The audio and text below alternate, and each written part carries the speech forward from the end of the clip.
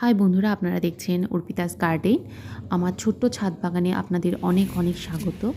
আমি আমার ছাদের গাছগুলিকে, এই বাগান বিলাস গাছগুলিকে রিসেন্ট কাটিং করিয়েছি, কারণ অনেক লম্বা হয়ে গেছিলো। ফুল দিচ্ছিল ঠিকই, কিন্তু সেই অর্থে এত ঝাঁকড়া হয়ে গেছে, এত লম্বা হয়ে গেছিলো যে কাটাটা খুব প্রয়োজন ছিল।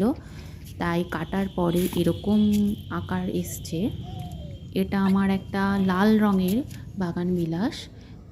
এটা হচ্ছে একটা ইয়েলো রঙের, আপনারা দেখেছেন আমার আগের ভিডিওগুলোতে। আর আমি কিছু বাগান, এটা আমার সাদা রঙের যে বাগান বিলাস ছিল সেটা কাটিং করার পরে এরকম একটা শেপ এসছে। খুব একটা আসেনি, পাশের ডালটা কাটতে হবে।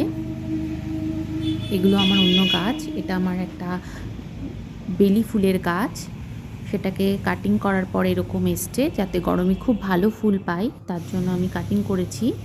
এটাও একটা বাগান বিলাসের এটা এরকম একটা শেপ এসছে কাটিং করার পরে। আমি খুব ভালো পারি না, কিন্তু তবুও আমি চেষ্টা করি আমার গাছগুলোকে একটা শেপে আনার। আমি রিসেন্ট কাটিং করেছি আমার গোলাপ গাছ।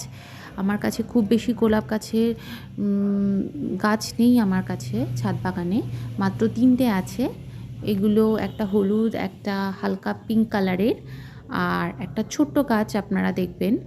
এই ছোট গাছটা হচ্ছে মিনিয়েচারের, একটা লাল রঙের, হালকা পিঙ্কিশ আছে, এই রঙের আমার গাছ আছে।